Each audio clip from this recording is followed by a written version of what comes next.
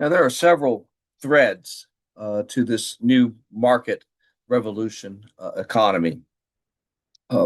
Five, in fact, and I'll go through them for you. Some will take a relatively short period of time to talk to you about. Some of them will take a longer period of time to talk about.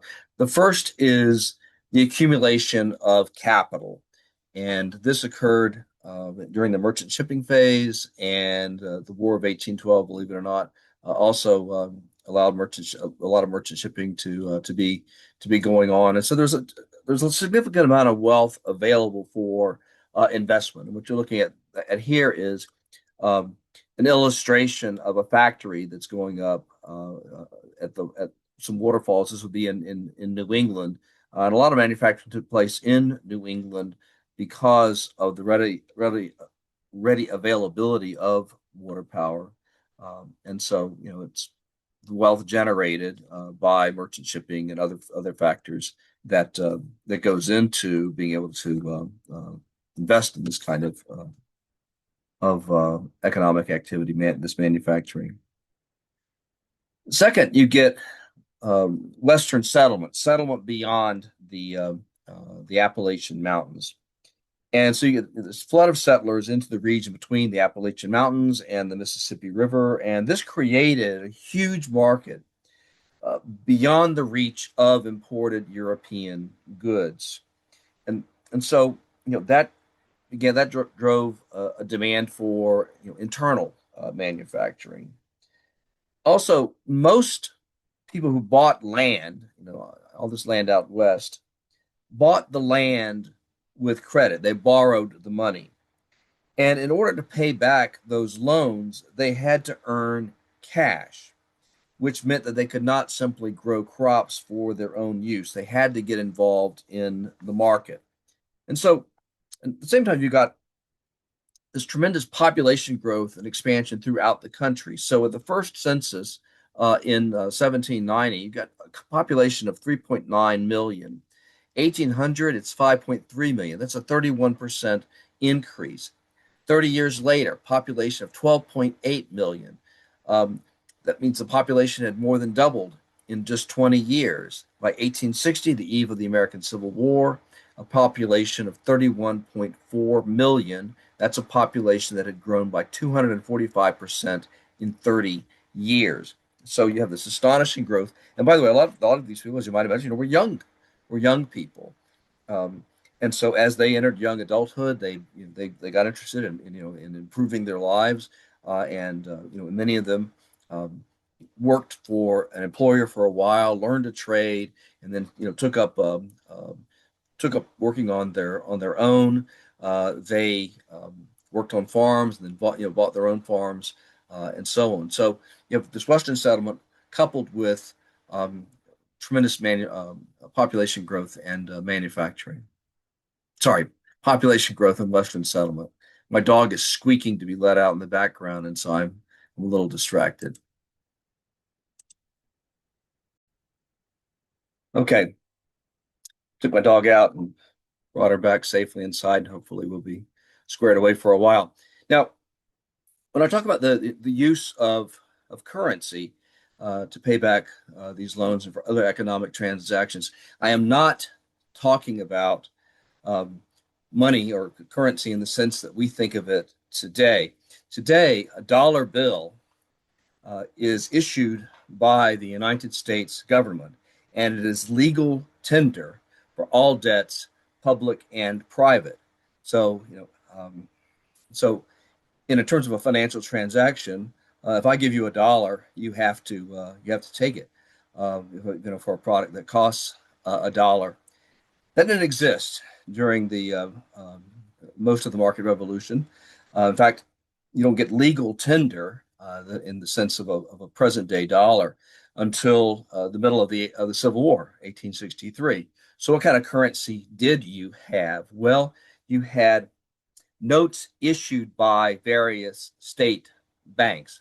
So here is a $5 bill, yes, but it's issued by a bank, the Kirtland Safety Society Bank, and what it reads is the Kirtland Safety Society Bank will pay $5 on demand in gold to bearer, Kirtland, Ohio, February 10th, 1857. And you can see it's got the signature of the cashier and the signature of the bank president, and then lots of pictures of, like, happy children and dogs and puppies and that kind of a thing.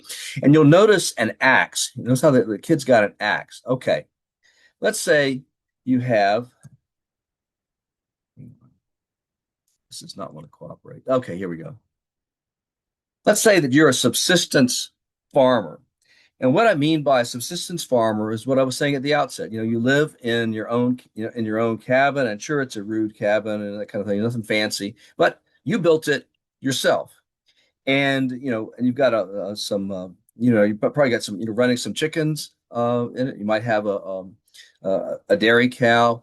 You're growing a crop, let's say, corn, something along those kinds of lines, and you're used to being economically independent, and that's something you really value. You don't care if you're wealthy or anything like that. You've got your independence, your economic independence. You have control over your time and so on. A lot of people work their entire lives, putting away money so that when they retire, the main thing that they are going to have is control over their time. Well, the subsistence farmer has got control over his time, pretty much by definition. Works hard, but gets to say, when I'm going to work, when I'm going to knock off, and so on. All right, let's say that this subsistence farmer who likes his life that way, has an axe, and the axe breaks, and he has to go into the nearest town or whatever and purchase a new one. Now, what he expects to do is to go into town and barter for the axe, but the merchant no longer is in the barter business. It's kind of like, hey, we use these bank notes now, and so if you're going to buy this axe from me, you're going to need to bring me, currency. Um, and so what happens is this subsistence farmer gets sort of sucked the um, um, into the market revolution, the emerging market economy, whether the subsistence farmer likes it or not. And this brings not only, being sucked into this economy not only brings with it getting involved in the economy for its own sake, but it also means getting involved in the culture of the market economy, where getting ahead in life is important, and where the achievement of wealth and a nice house and nice clothing and this kind of thing is a symbol of prosperity, a symbol of status. And so, so this merchant farmer, he might have had status by dint of his reputation as a strong man physically, or a person of great, sort of moral rectitude, or a good father to his parents, or somebody who really worked hard. This kind of thing, have a reputation based on that. But once he gets into the market economy, he's like, hey, it's this poor guy living in a cabin and so forth, and it just, this he's not living in a real house. He doesn't have any, glass windows or anything like that. He can't buy his daughter a decent dress and so forth. And so, not only is the subsistence, farmer pulled into an economy, all of a sudden, his social status has changed. His sense of himself has or is under threat. Um, and so this is an unexpected consequence of the market economy, but lots and lots of Americans had to deal with it.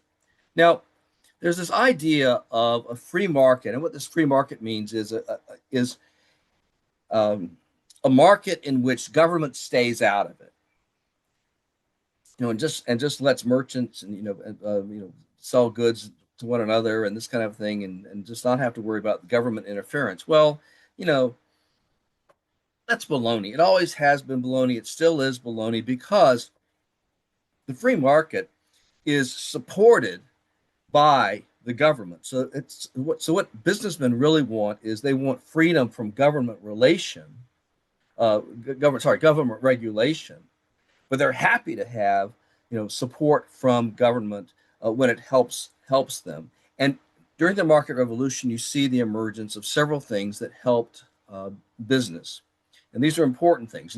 These are positive. These things are positive. and they include protective tariffs. Now, strictly speaking, a tariff is any kind of customs duty, any kind of in effect tax that gets paid when a merchant imports goods from overseas. He orders the goods come into an American port. There's a customs official who basically says, okay, well, we've seen that that you brought in these goods from overseas.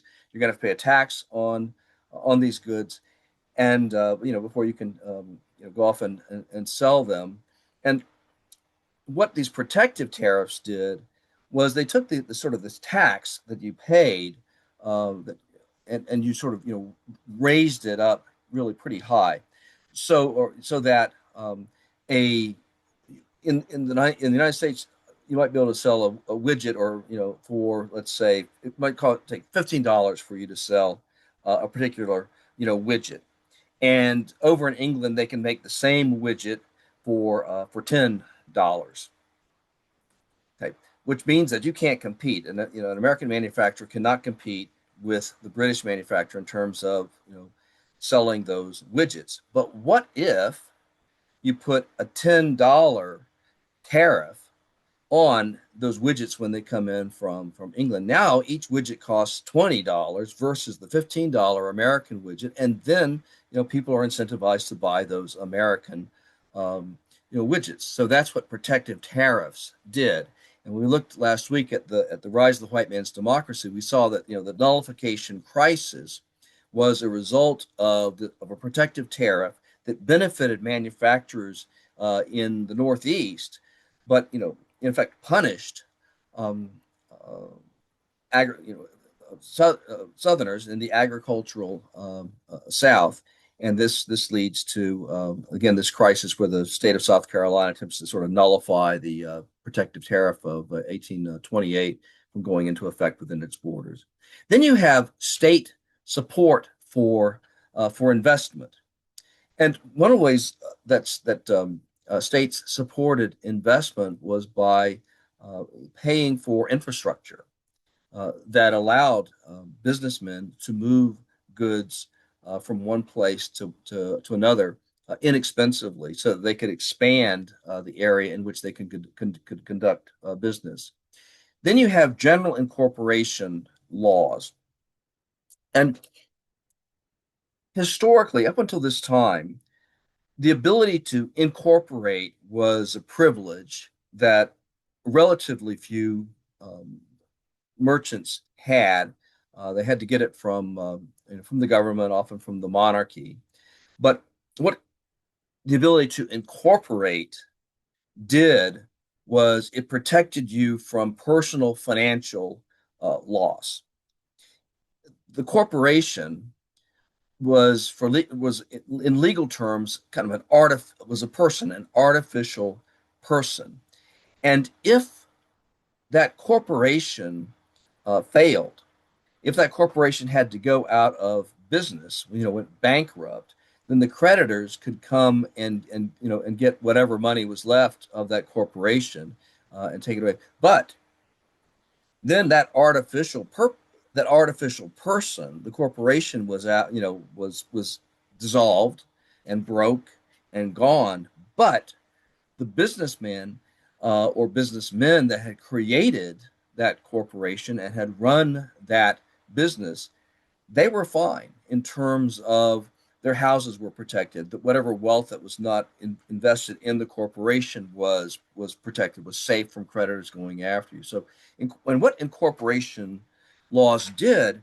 was it allowed businessmen to take greater risks than they would be willing to undertake otherwise. Back in 2015, with the first presidential debates, one of the things that um, moderators asked Donald Trump about was, hey, you've gone bankrupt a number of times. Well, he hadn't gone bankrupt a number of times. Various corporations, various business ventures that that he had gotten involved with had gone bankrupt a number of times. But what he had done was simply taken advantage of the fact that it was possible to incorporate. it was possible to take risks, that might or might not, pay off. So it was kind of a stupid thing, really, to accuse Donald Trump of doing. You went bankrupt a number of times. Well, I took a lot of economic risks. So what of it? I don't think he gave that response. I wish that he had done. I mean, it's. I don't want to be political here, and if you think that I'm, a Trump supporter, you're free to believe that. If you think that I'm just simply speaking as as an American with a certain amount of common sense and fair-mindedness, you can think that. You can think whatever you want. I'm just giving you an example from contemporary life. And then finally, we looked at this last week. You have a banking system, and this banking system operated at the state level and at the national level. And one of the things that the national bank did, the second national bank that Andrew Jackson hated so much, was this national bank kept in the kept a certain amount of state bank notes. And you'll notice that that state bank note from the Kirtland Safety Society Bank, whatever it was, the $5 bill, it promised to pay the bearer in gold, on demand. And a lot of times, you wouldn't do a transaction and then go to the bank and demand payment in gold, because it's like, hey, I can give this piece of paper to somebody else and it's the equivalent of $5 in gold. But what if that state bank, issues more of these $5, promises, or promises to pay $5 than it actually has in gold? Well, what the second bank of the United States did was it held enough, these paper dollars from state banks that it could threaten, to go to these state banks and basically demand, payment in gold. And this forced the state banks really reluctantly to sort of not loan as much money out as they would want to do otherwise, and sort of be more responsible.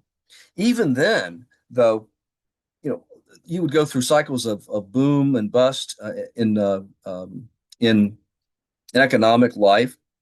And one of the things that would happen is some banks were more trustworthy than others. And so I might say, well, I want to buy this thing from you. I'm going to give you, $5 from the Kirtland Safety Society Bank. And the guy that you want to buy something from would say, no, I don't trust that bank. I'll only take notes from, this bank, that bank, the other bank. Okay. So you do have a banking system. This national banking system sort of tended to keep the state banks, more honest than they would otherwise be. You know, but regardless of how they operated, the banking system allowed for, for economic transactions to occur more easily, just much more easily, instead of like having to, physically cart, like, a barrel of whiskey or something, off to barter for trade for something that was worth a barrel of whiskey. You know, you would just sell the barrel of whiskey to somebody, get currency, and then use it to buy goods and services in that way. Okay. The next segment of the market revolution was what was called the transportation boom. And during this period, you see the creation of new roads, turnpikes, canals, the introduction of steamboats, which made it possible not just to go down the Mississippi River, let's say, but also to go up the Mississippi River. And um, two examples of this immediate examples would be the National Road, which you can see runs through Ohio. It's now US 40. And it started over in Baltimore, and then it began to be built in colonial times. And then it was constructed by the US government um, to go all the way from Baltimore, ultimately to St. Louis. Um, and so this was done at national expense, but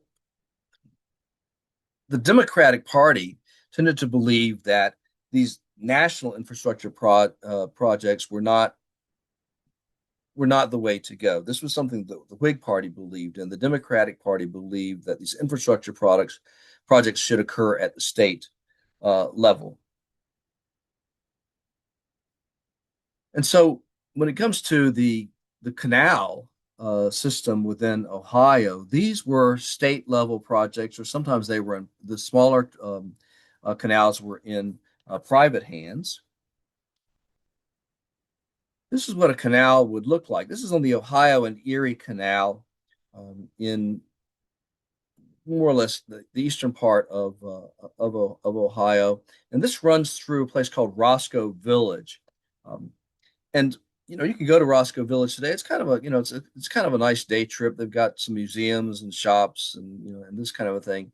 But it's also one of the few places where this Ohio and Erie Canal can still be operated. It's one of these places where you still have canal boats and you still have 4 feet of water, which is what these shallow draft canal boats required. And then, of course, there are the Lockington Locks once again. As part of the Miami and Erie Canal. This is an artifact of this transportation boom. And let's take a closer look at this Miami and Erie Canal system. It was one of the more important of the numerous canals constructed in Ohio during the relatively brief canal era. It's part of the transportation boom. It ran 274 miles from Toledo down to Cincinnati, taking advantage of the Maumee River and the Auglaize River and the Great Miami River. But in between, of course, you had to have canals, and even with these rivers, you had canals running alongside the rivers so as to maintain a consistent depth and consistent current speed and so on. The name derived from the fact, of course, that it began with Lake Erie and then went down to to a junction with the Great Miami River, which emptied into the Ohio River, 16 miles west of Cincinnati. And it was then relatively easy to construct a canal section that ran directly into Cincinnati. And we'll talk about immigration in a bit, but during this period there was a lot of immigration from Ireland and from Germany, and a considerable number of German immigrants settled in Cincinnati. And they called the canal, which ran nearby, near where they had set up a neighborhood and that was predominantly theirs. They sort of nicknamed it the Rhine River, and and there was their neighborhood, and then there was on one side, and then there was downtown Cincinnati on the other, and to go from Cincinnati over the Rhine um, into the German village was the origin of a nickname for sort of a well-known, sort of historic urban suburb of Cincinnati. It's called Over the Rhine, neighborhood district. Um, if you live in Ohio, you might be familiar with Grand Lake St. Mary over in Western Ohio, or Indian Lake, which nowadays is used, for recreational purposes. Well, Grand Lake St. Mary was constructed specifically to be a reservoir, to make sure that the canals, always had, 4 feet, the requisite 4 feet of water in them, even if there were droughts and the rivers, weren't a reliable source of water. The Indian Lake already existed, but it was expanded significantly, also to be a reservoir for the canals. If you have ever been to Buckeye Lake, east of Columbus, that lake also was a reservoir for the canals in that area. Work on this canal, to give you an idea of sort of the scale of what's going on here. Work on this canal began in 1825 and took 20 years to complete. And the way that it actually worked was that you would pay a farmer or some other kind of labor, independent laborer. You would pay them to dig a mile's worth of this canal. That's how it was done. You didn't have one like big business, constructing the whole thing. The lock system, yes, that was specialized, and there were other things that were specialized. But a lot of the canal could just be dug by somebody who had, enough shovels and enough motivation. Um, the canal was paid for by the state of Ohio. It was not a federal project. It was not a private, in private hands either. Cost $8 million. That's the equivalent of $274 million in 2024 dollars. And when finished at its peak, it included 19 aqueducts, three guard locks, 103 canal locks, multiple feeder canals, and a few man-made water reservoirs like Grand Lake St. Mary and so forth. Boats up to 80 feet long. These are canal boats up to 80 feet long were towed along the canal. They didn't, they didn't like have engines or anything, or they didn't sail up and down these canals. They were towed along by mules and horses, oxen, and so forth, walking over what are called tow paths, and they could make a rate that way of about 4 to 5 miles an hour. And of course, water transportation is a lot easier than land transportation, and that's what made these canals, more attractive than roadways. But it did not take long for the railroad um, to come into being, and this is the DeWitt Clinton. It was the first locomotive in New York State, and these railroads quite quickly, um, could run trains that could carry a significant amount of cargo at dizzying speeds, up to 25 miles an hour. And there was um, some speculation about, what would be the effect of moving at 25 miles an hour on the human body. How's this going to affect pregnant women and so forth? This was, hey, everything was new. Nobody knew, what the consequences of these activities were, but it was clear that, you know, railroad trains, once the engines were developed enough that they could pull a significant, number of rail cars, this was a faster, more efficient way to move goods than the canals. And so the canals had no sooner come into being than uh, their day began to, or their heyday began to subside, to dwindle. The Miami or the Erie and Miami Canal lasted until 1913. Kind of struggled along till 1913. There was a great flood that affected almost, much of Ohio in 1913, including Columbus, and it wrecked um, a lot of the what was left of Ohio's canals, including the Erie and Miami Canal.